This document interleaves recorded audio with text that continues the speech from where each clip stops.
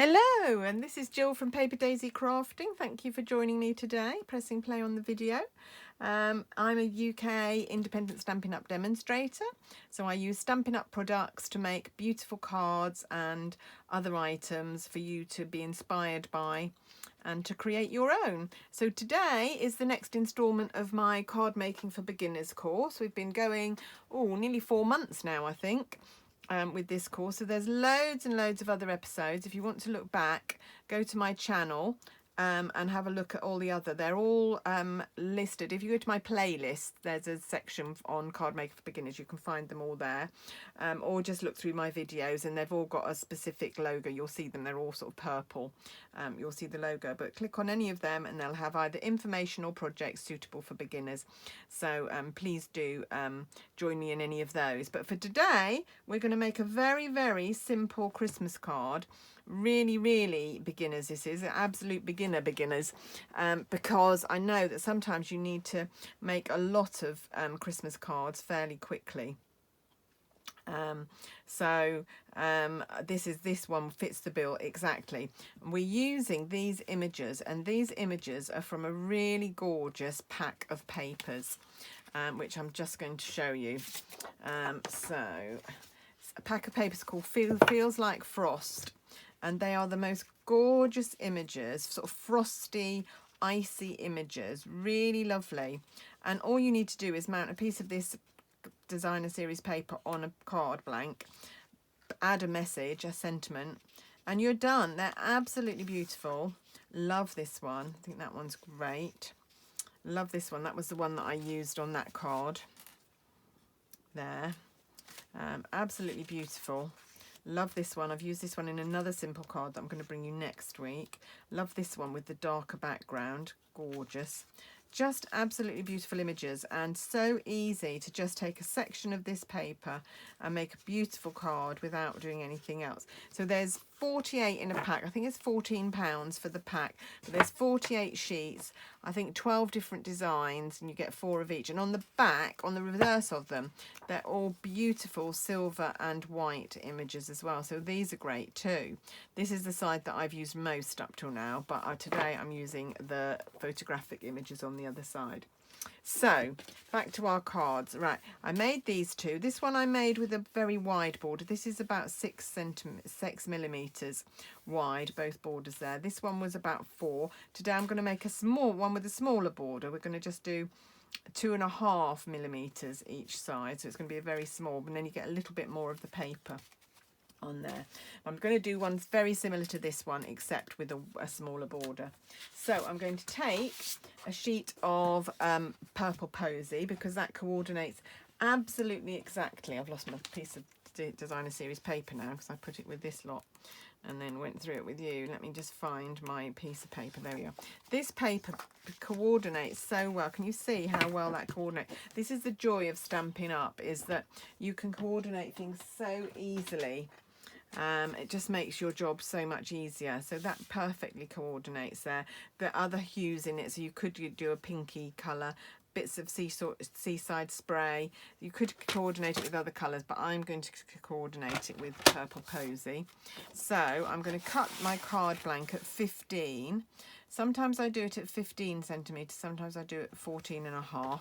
I don't like doing it exactly in half, because it's just such a funny measurement if you're doing mats and things. So that's my card blank. And then on here, because my card blank is going to be 10.5, I'm going to cut this down to 10. So like I said, we want a smaller border. So that doesn't look very straight to me. Let's try it that way around. I don't think I've cut this quite straight before. Finding 10. There we go, that's better. So we'll do 10, and instead of 15, we'll do 14.5. So you can decide how big borders you want, and obviously however much you reduce this measurement by, the border will be half that much, because it's going to be both sides, if that makes sense. There we go. Now I just need to score this as well. So we'll score this at 10.5. And then we just need to take our designer series paper and we're going to trim this piece of paper. So because I've done my mat at 10, this is going to be at 9.5, which is going to be a great measurement because we're just going to get the base of the trees on. And that's why I decided to change this up, because on my previous card I had to cut the base of the trees off.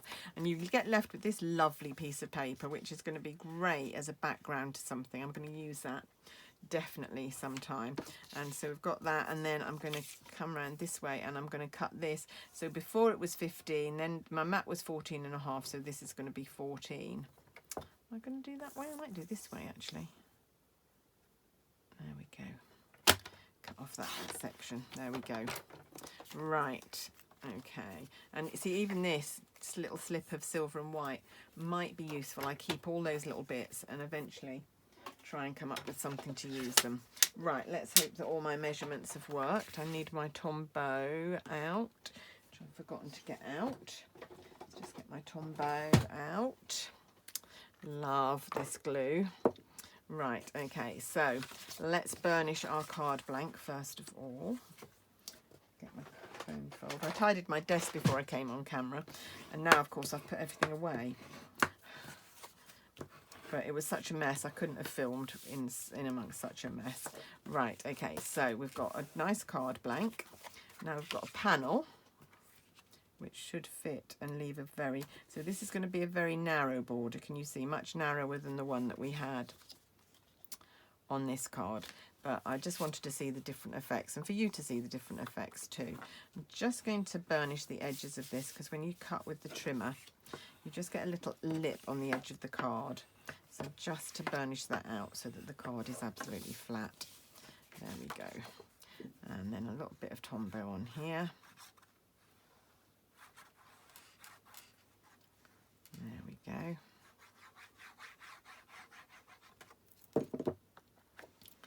And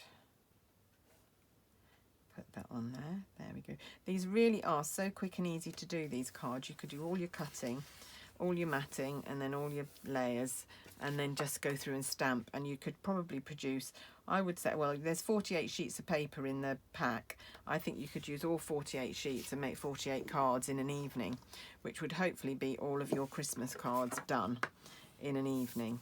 And so simple and absolutely foolproof. So the only thing you might want to do is also put a panel inside your card, and actually you could use a little bit of the strip that we cut off to just decorate inside your card if you wanted to. That would be a good use for it. Right, and again, very small borders, but try and get them even. So look at the sides, try and make sure they're even, and then the top and the bottom there. Okay, so let me just compare that. I quite like this actually with the smaller border. I thought I was going to like it with the bigger one, but I quite like it with the smaller one. And then the only thing left to do is to stamp, and I'm using the Merry Christmas stamp from Snowman Season. It's a lovely Merry Christmas. And because I'm using one of my larger blocks for something else, I've put it across, diagonally across this stamp now. So we can either go there or we can go there. I don't think it matters that it goes over a tree, so I'm going to put it there, and then I'm going to use my Highland Heather stamp pad. Get this nice and inky. Nice and inky there. There we go. Right, and put this. And if you do manage to make a mistake with the stamping, just stamp first of all. You could always cover it up by